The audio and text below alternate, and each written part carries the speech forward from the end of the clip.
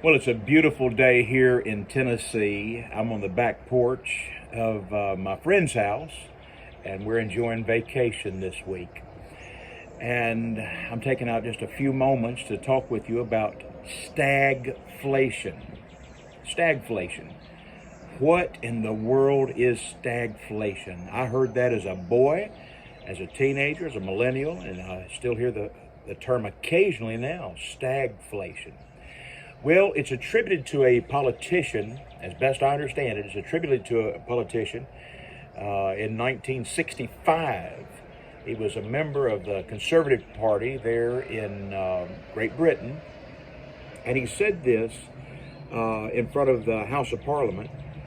He said, quote, "We now have the worst of both worlds, not just inflation on the one side or stagnation on the other, but have them both together. We have sort of a stagflation situation, and history in modern terms is indeed being made." That was his statement. And as best we know, that was the first time that the word put together, stagflation, came to be, a term that was used. Generally, stagflation is when inflation is up, when jobs are down, and where the economy is declining or contracting. Now, so is America right now in stagflation? Well, let's think about that. Inflation in May was 8.6%, which was higher than was predicted. Inflation has been creeping up higher and higher. January of 2021, inflation was 1.4%. And here, just 17 months later, 18 months later, well over 8%, where the Fed considers that dangerous. All right, so back to stagflation. All right, basically three things. That the economy is declining, that inflation is up, and that jobs are down. Well, inflation is certainly up. The economy in America is contracting. That's without a doubt. The supply chain issues have compounded matters. And, of course, the prices have hurt everything. You know, the price of bread has gone up so much. Why? Well, the trucker getting the bread there, his fuel is up. The man putting the bread on the shelves, well, his pay increased. They had to pay him more so he'd come to work. Yeah, it's not good, is it? But that third issue about the jobs, generally, in stagflation, the unemployment number is high. Well, that's one thing that is not fitting this model of stagflation. The current unemployment rate is 3.6%. Now, I question that a little bit. I question that because I think there's a number of people that just aren't applying for jobs right now. But officially, the unemployment number is at 3.6%. So that does not fit the model of stagflation. Are we in a recession? Well, according to the classic definition, I would say yes.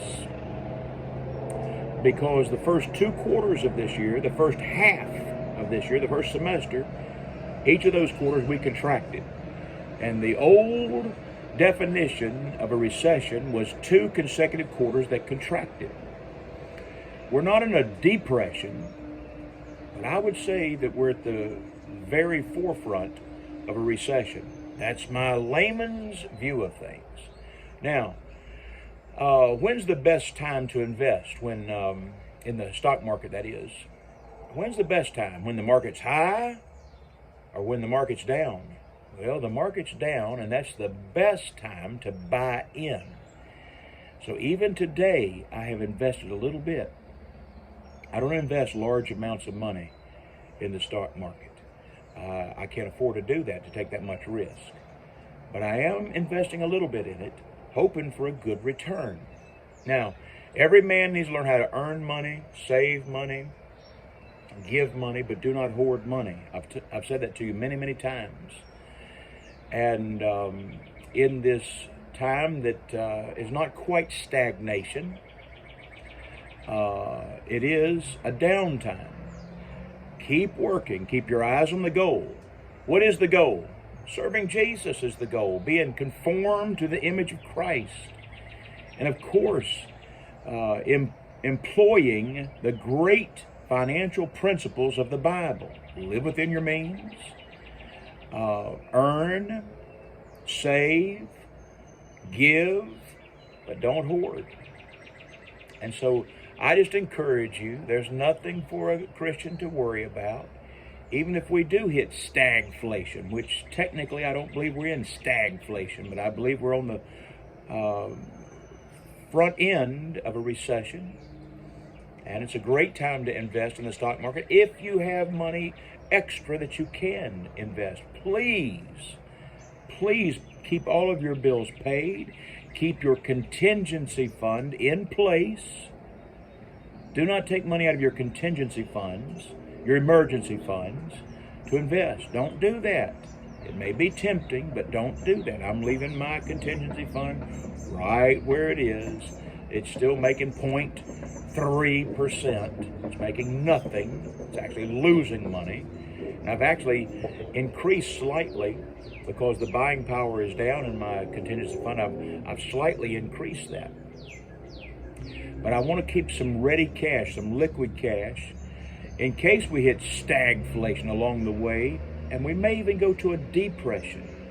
The current administration, though I love Mr. Biden, I love him, and I'm praying for him, but the current administration's financial decisions are not wise.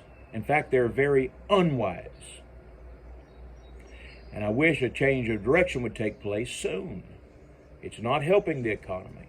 I've told you repeatedly, America gives 85% of every dollar given to world evangelism is given by Americans. I want that to continue. I want my Christian friends to continue to be as generous as possible. I want to be as generous as possible in the great cause of Christ. Giving.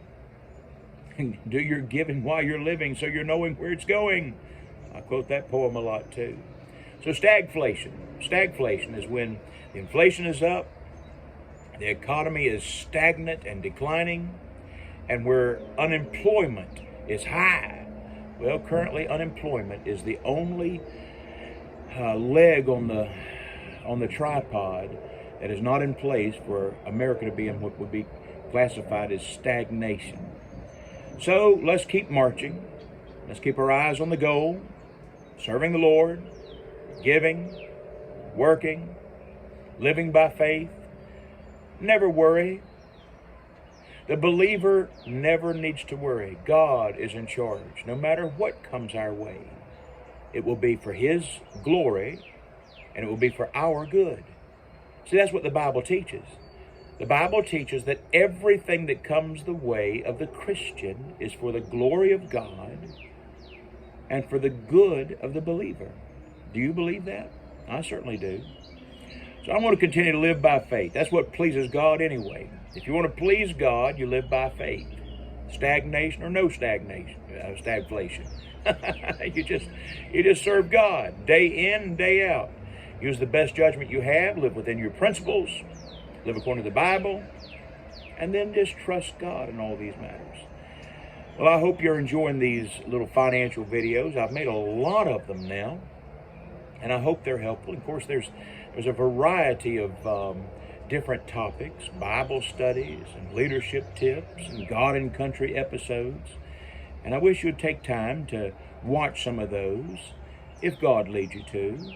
If you want to subscribe, I'd appreciate that. We're trying to do something even on YouTube and through video recordings that would be helpful in the cause of Christ. All of us should be looking for ways to be helpful, to help others. All right, so that's my little video on stagflation. May God bless.